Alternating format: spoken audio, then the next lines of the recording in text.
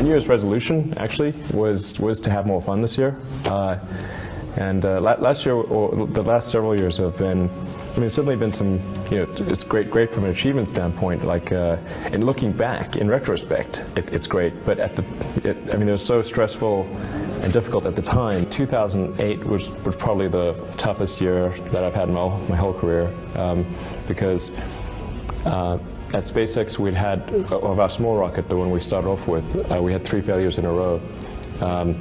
And if there'd been a 4th failure, the company would have died. And then simultaneously, the financial markets were going to hell, and we were raising a financing round for Tesla, and the financing round fell apart because people didn't have any money. And I had to basically take all of my remaining cash and invest it in Tesla, and in fact ended up borrowing money just to pay rent.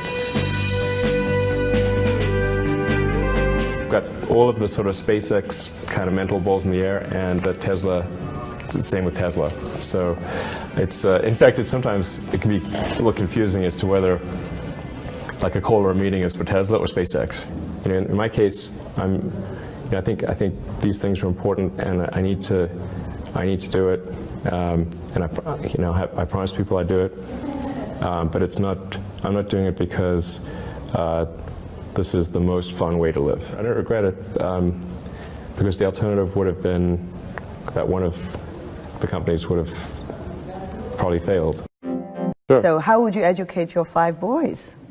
Actually, I created a little school. Yeah. What kind of school? Could you describe to us? Sure. It's small. It's only got 14 kids now, and it'll have 20 kids in September. It's called Ad Astra, which means to the stars. That's maybe a bit different from most other schools, is that there aren't any grades. There's no like not grade 1, grade 2, grade 3 type of thing. Making all the children go in the same grade at the same time, like an assembly line. I know. Because some people love English or languages, some people love math, some people love music, and different abilities at different times. It makes more sense to cater the education to match their aptitudes and abilities. So I think that's one principle. Another is that it's important to teach problem solving, or teach to the problem, not to the tools.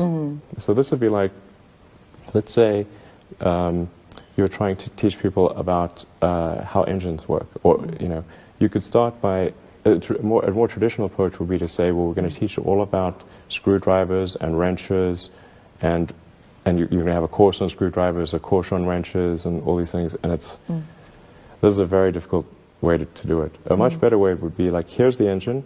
Now let's take it apart. How are we going to take it apart? Oh, you need a screwdriver. That's what the screwdriver is for. You need a wrench. That's what the wrench is for. And then a very important thing happens, which is that the relevance of the tools becomes apparent. So all your 5 boys are in that school? Yes. Until when? This is from preschool? I don't know. So far it's only 1-year-old. But they like it. They like it? Yeah. And you want to keep them away from regular schools? No, I just didn't see that the regular schools, they weren't doing the things that I thought should be done, like, those 2 principles. They weren't adhering to those principles. So I thought, well, let's see what we can do. Maybe creating a school will be better. And I actually hired a teacher from the school they were at, who also agreed with me that there was a better way to do it. Have they surprised you in a way of their innovative thinking?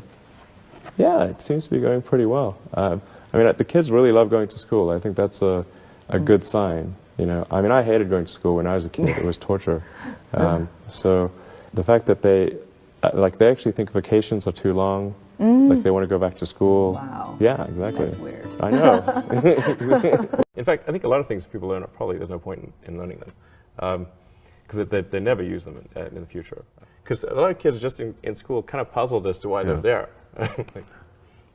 Well, oftentimes business education today, and I see it all the time, kids come out of college, the best colleges, Wharton and Harvard and Stanford and some of the great business schools, and they'll come out and they won't have practical experience. There's too many case studies that aren't practical. The people who are doing the work that we care about are figuring out what to do next, not following the person who told them what to do next. And the problem with most colleges is they are high school, but with more binge drinking.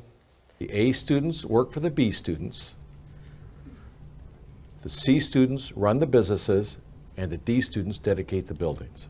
The entire purpose of a good university is to give you a foundation to fail, not a foundation to get an A. And if you graduate from college with straight A's, you have to do some serious soul searching as to why you chose to spend your time doing that. You know, we ask kids that are 16 to 18 years old to make $100,000 debt decisions when they go off to university. And they're not prepared for that. They don't know what they're getting themselves into. They just assume, okay, I'm going to pay 4 years of education at $25,000 a pop, and when I come out the other side, somehow I'll be able to pay it back. Right. That's not how life works anymore. It's like the newspaper industry, right? More printing presses, more big buildings, right? Makes us look grander. We have brains that we're putting them out there. There's a point of diminishing returns in terms of what it's worth for a college education and how much debt you're willing to saddle yourself with. I mean, it's actually kind of funny. You know, if you think like, what is education? Like, you're basically downloading data and algorithms into your brain, and it's actually amazingly bad in conventional education, because like it shouldn't be like this huge chore. You've got you know, someone standing up there kind of lecturing at people, and they've done the same lecture 20 years in a row, and they're not very excited about it. And I mean, I hated going to school when I was a kid. It was torture.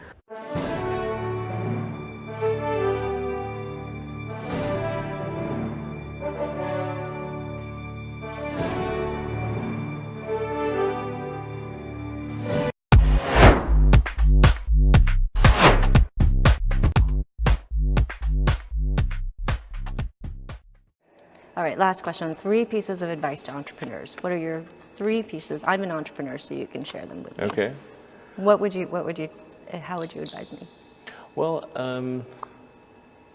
first of all, I really need to give some thought to like, how can I provide advice that would be most helpful? And I'm not sure I've given enough thought to that to give you the best possible answer. But I think certainly being focused on something that you're confident will have high value to someone else, and just being really rigorous in making that assessment, because people tend to, a natural human tendency is wishful thinking. So a challenge for entrepreneurs is to say, well, what's the difference between really believing in your ideals and sticking to them versus pursuing some unrealistic dream that doesn't actually have merit? And that is a really difficult thing to tell. Can you tell the difference between those two things? Right. You know? So you need to be sort of very rigorous in your self-analysis.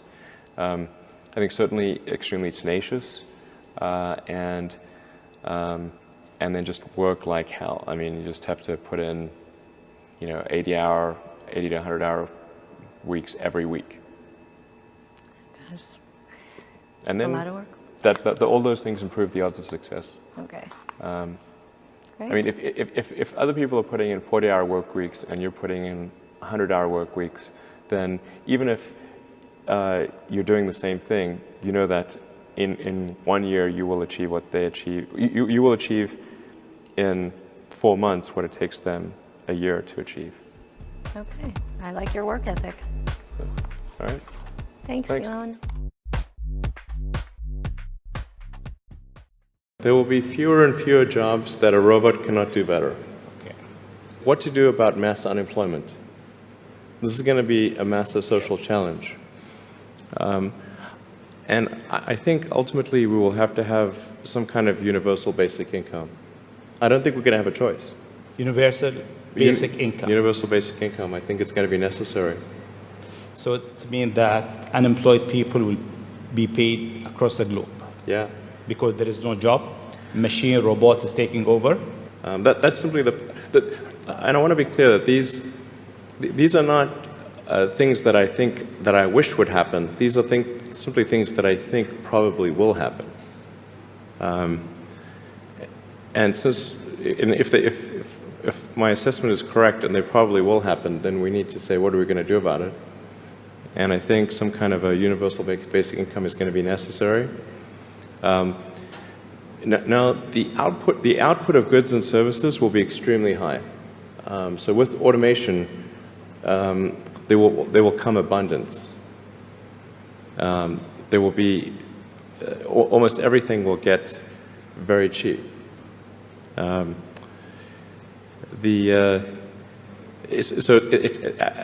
I think I think we'll just end up doing a universal basic income. It's going to be necessary.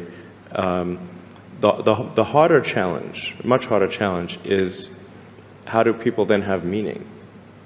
Like a lot of people, they derive their meaning from their employment. So if you don't have, if you're not needed, if there's not a need for your labor, how do you, what's the meaning? Do you have meaning? Do you feel useless? That's a much harder problem to deal with. Finally, you're obviously a very competitive person. You're competing with the likes of Jeff Bezos in...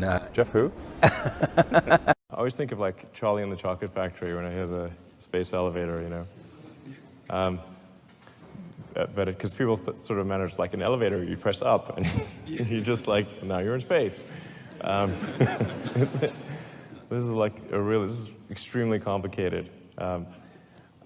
Yeah, I don't think it's really realistic to have a space elevator. You know, and I mean, let me put it this way, like, at the point at which we have like a bridge from LA to Tokyo, which I think is a much easier problem, then we, or, you know, how about across the Atlantic, you know, like some sort of 2,000 mile long bridge, or 3,000 mile long bridge, you know, something like that would be, you know, made of like carbon nanotubes. Like I don't think we've got a carbon nanotube footbridge so far, let alone some enormous 60,000 mile long space elevator. Anyway, so I think it's not the thing that I think makes sense right now, but hey, if somebody can prove me wrong, and that'd be great.